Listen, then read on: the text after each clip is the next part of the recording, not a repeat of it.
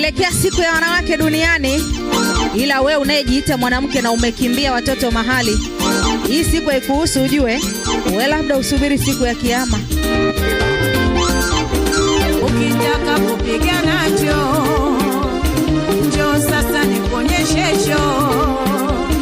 mie mambo yangu kwa vitendo, sina muda kurushana roho.